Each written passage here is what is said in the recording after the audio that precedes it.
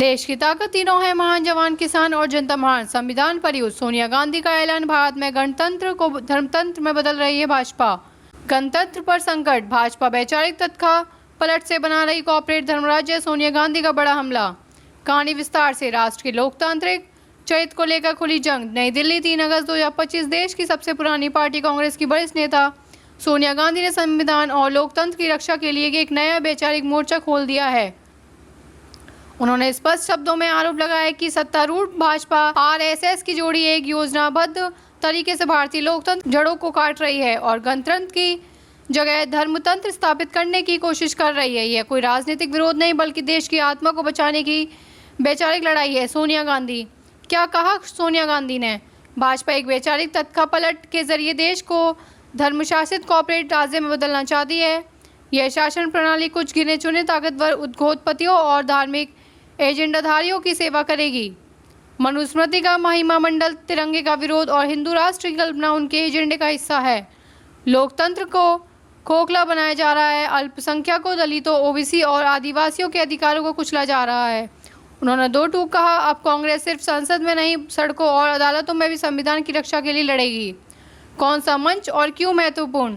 यह बयान सांविधानिक चुनौतियां, परिप्रेक्ष्य और रास्ते विषय पर आयोजित एक राष्ट्रीय विधि सम्मेलन में दिया गया। सम्मेलन में देश के प्रमुख संवैधानिक विशेषज्ञ, अधिवक्ता और विचारक शामिल थे। कार्यक्रम का नेतृत्व डॉक्टर अभिषेक मनु सिंघवी ने किया।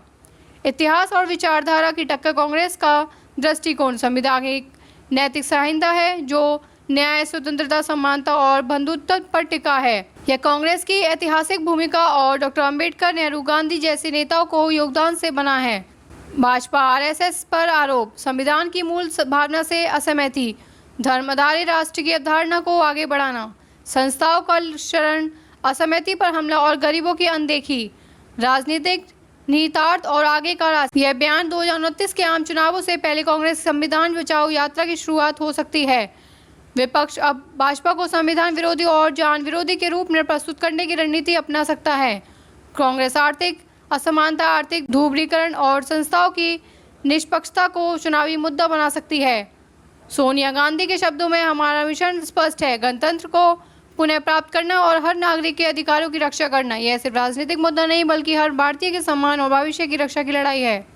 सोनिया गांधी के इस तीखे भाषण ने एक नई आइडियोलॉजिकल जंग की शुरुआत कर दी है, जहां एक और भाजपा खुद को राष्ट्रवादी और सांस्कृतिक रक्षक बनाती है, वहीं कांग्रेस और खुलकर उन्हें संवैधानिक ढांचे के खिलाफ खड़ा दिखा रही है। आने वाले दिनों में यह मुद्दा संसद से लेकर गलियों तक और अदालतों से लेकर सोशल मीडिया तक छाया रह सकता है। सवाल यह है, क्या भारत गणतंत्र बना रहेगा या एक नया धर्म आधारित कॉर्पोरेट ढांचा आकर ले रहा है? भारत का संविधान खतरे में, सोनिया गांधी की वैचारिक जंग की घोषणा। भाजपा बना रही धर्मतंत्री राज्य, सोनिया गांधी का वैचारिक हमला। गणतंत्र से धर्मतंत्र की ओर, सोनिया गांधी का सबसे बड़ा बयान। मनुस्मृति से संविधान को बदलने की कोशिश, सोनिया गांधी का आरोप। आरएसएस भाजपा की साजिश से लोकतंत्र पर संकट, सोनिया का आरोप। देखते रहिए changing future TV. Like, share and subscribe करना ना भूलें देश, दुनिया और भविष्य की सबसे बड़ी खबरों के लिए।